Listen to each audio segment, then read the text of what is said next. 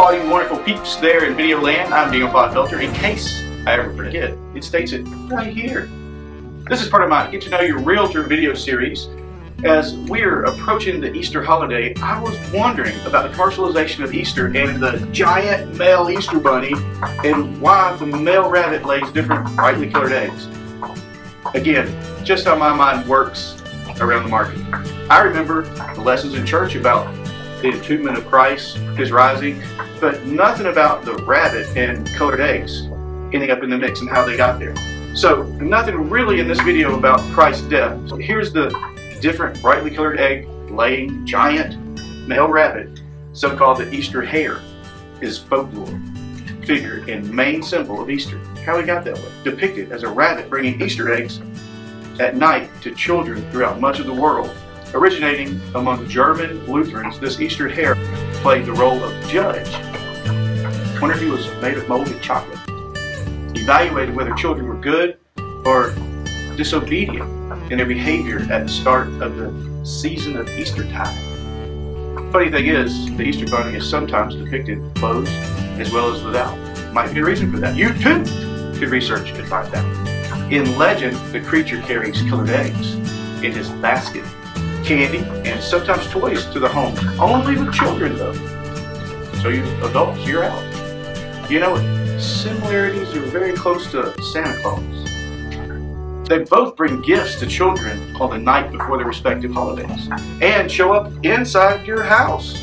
No wonder kids are afraid of the dark. The Tooth Fairy is who I was most afraid of. I thought she might try to pull my attached teeth for some extra loot. I think my dad may have told me that as a youngster. The hare was a popular motif in medieval church art. In ancient times, it was widely believed that the hare was a hermaphrodite. Why?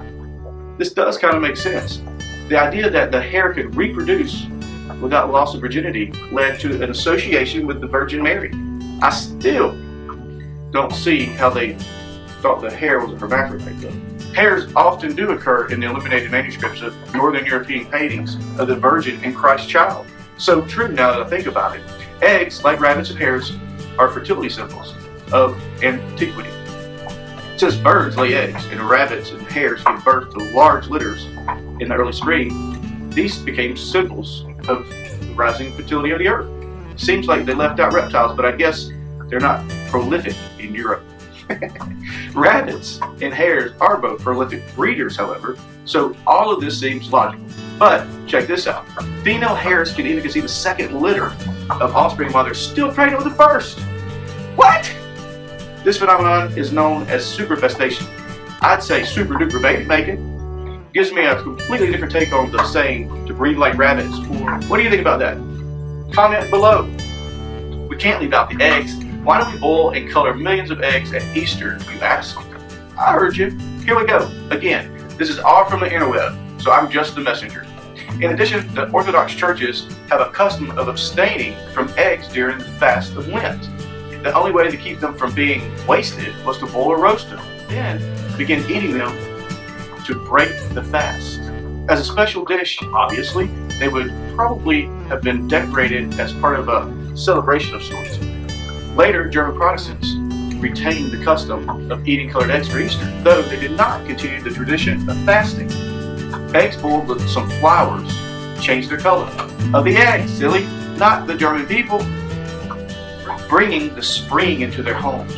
And some, over time, added the custom of decorating the eggs with paint or bright dyes. Red for the blood of Christ. Some also used green in honor of the new foliage emerging after the long dead of winter. Why did the eggs spoil?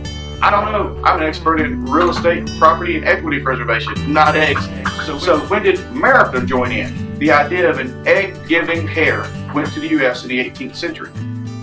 Protestant German immigrants in the Pennsylvania Dutch area, where my family descended from, Glattenfelter, now Clotfelter. See, learning more about your realtor. These German people shared with their children about the Osterhans. Hans means hare, not rabbit. And in Northwest Europe folklore, the Easter bunny indeed is a hare, according to the legend. Only good children receive gifts of colored eggs in their nest. Today, baskets. that they made in their caps and bonnets before Easter. There you have it, folks. Maybe next year I'll dive into the reason why we have a prize day, plus why we hide the eggs at all. Share how we can help you with yours or someone you know's real estate needs. Other agents out there, this is for you too. To all of you biz owners, tell us how we can be part of your vendor program or associations to help grow your biz. Take care and have a happy and safe Easter. You still want in this video?